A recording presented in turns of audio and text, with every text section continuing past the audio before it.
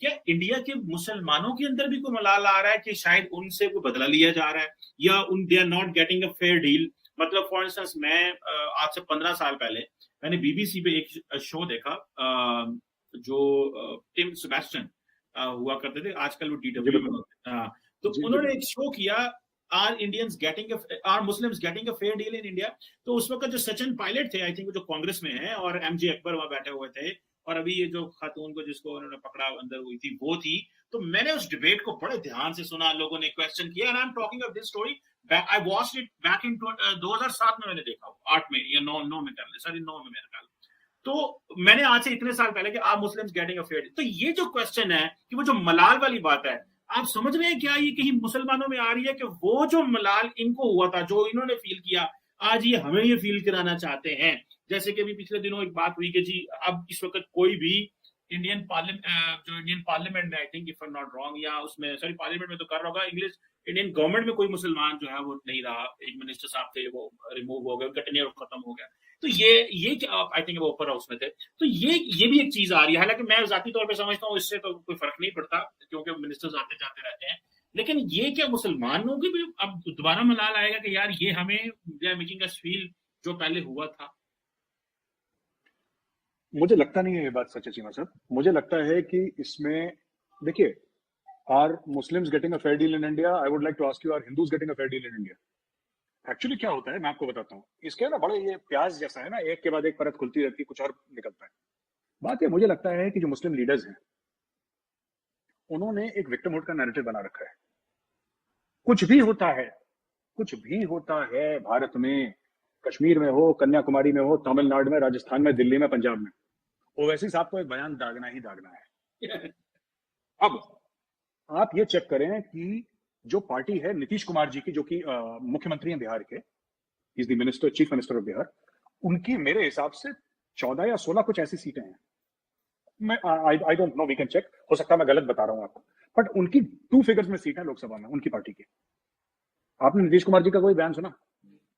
इस भाई की 1-1.5 आएंगे, ऐसे उछलता रहता पॉपकॉर्न, हर रोज कुछ ना कुछ, ये हो गया, मुसलमानों को ये कर दिया, ये कर दिया। अच्छा, आप एक बात, इसका भाई कहता है कि 15 मिनट के लिए पुलिस हटा दो, फिर हम हिंदुओं को दिखाते हैं। अब आप एक बात बताइए चीमा साहब, मैं आपसे पूछता हूं, ये डरा हुआ मुसलमान है ये? इनको देखिए, बात है ना, ये गेम है और हमें गेम समझना पड़ेगा। इनको पता है कि कोई इनका नहीं बिगाड़ सकता कुछ, क्योंकि इनको फ्रीडम ऑफ स्पीच है अंडर द इंडियन कॉन्स्टिट्यूशन। तो under the freedom of speech ये लोग दागते रहते हैं गोलियां बीच बीच में से। तो देखिए, बात यह है कि मुस्लिम्स को, मैं आखिरी में सिर्फ एक बात करूंगा कि मुझे लगता है कि मुस्लिम्स मस्ट, और कर भी रहे हैं, ऐसी बात नहीं है, there are highly highly qualified Muslims and all that. आप हमारी किसी भी फील्ड में आप देख लीजिए ना, बिजनेस की और ये सब की ना, हर जगह आपको मुस्लिम्स दिखेंगे, ऐसी बात नहीं कि नहीं दिखेंगे आपको। Right from the film industry to the cricket team to business to armed forces, तो एवरी, हमारे आर्मी में, नेवी में, एयरफोर्स में जनरल्स लेवल है, lieutenant general, major general, brigadier, भरे पड़े हैं मुसलमान। राइट, जबकि जो सबसे सेंसिटिव इदारा है इंडिया का, आपके इसरो में है मुस्लिम्स, वो sending part of the team which is sending rockets to space. तो ये कहना कि नहीं, वो उनको ये सेंडिंग दिखाया जा रहा रॉकेट्स है कि टू भाई space and sending rockets to Pakistan. नहीं, उसमें भी आपको मिल जाएगा कोई ना कोई वहां पे। तो बात ये चीमा साहब कि मुझे ऐसा लगता है कि देखिए, परेशानी तो है, मैं आपको ये नहीं कहूंगा कि परेशानी नहीं है। अगर मैं आपको ये बोल दूंगा कि चीजें परफेक्ट है चीमा साहब, तो आई वुड बी टेलिंग अ लाई।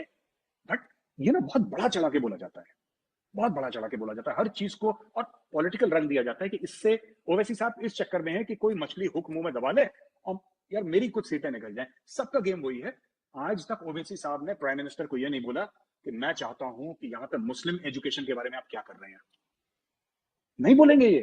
क्योंकि जिस दिन मुसलमान भारत में ऑलरेडी पढ़ा लिखा है, ऐसी बात नहीं है, जिस दिन आम मुसलमान एक लेवल पे पहुंच गया तो ओवैसी साहब से पूछेगा, बोलेगा जी साढ़ा हा कहते रख, then you have no answer. तो जब तक कोई पढ़ा लिखा नहीं होगा ना, तब तक आप उसको घुमा सकते हैं कि इस्लाम खतरे में। ये हर दूसरे दिन तो इस्लाम खतरे में आ जाता है इंडिया में। ये जो मुस्लिम लीडर है, पता नहीं किस चीज के लिए आ जाता है खतरे में। आप बताइए, मोदी जी ने बदल दिया क्या कॉन्स्टिट्यूशन? नहीं बदला ना। 8 साल होने को आ रहे हैं इनको, 2024 में 8 साल हो जाएंगे। बदला? नहीं बदला। 2 साल देख लीजिएगा, नहीं बदलेंगे। उसके बाद 2024 में मोदी जी फिर जीत रहे हैं, मैं आपको आज बता रहा हूं, फिर नहीं बदलेंगे। It's not going to happen. But डराने में अच्छा है कि मैं मुसलमानों को डरा, देखो यार, कॉन्स्टिट्यूशन चेंज होने वाला है। अब सीए था, आई जस्ट टेक 1 मिनट पहुंची में सर, कांग्रेस पार्टी ने क्या बोला? CA was meant for foreigners. CA का हिंदुस्तानी मुसलमान या हिंदुस्तानी हिंदू से कोई लेना देना नहीं। जो सीए था, that was supposed to be for Pakistan, Bangladesh and Afghanistan. उसका इंडियन से कोई मतलब नहीं, सारे मुसलमानों को निकाल देंगे भारत से, देख लेना। मैं बता रहा हूँ, बस मोदी मोदी आ गया, मोदी का पहला काम होगा, देखना यही काम करेगा। अच्छा, कुछ नहीं हुआ और चुप बैठे हैं, फिर कोई दूसरा नया शगुफा छोड़ेंगे। तो ये इंडिया में चलता रहता है, इसको ज्यादा सीरियसली ना लें आप।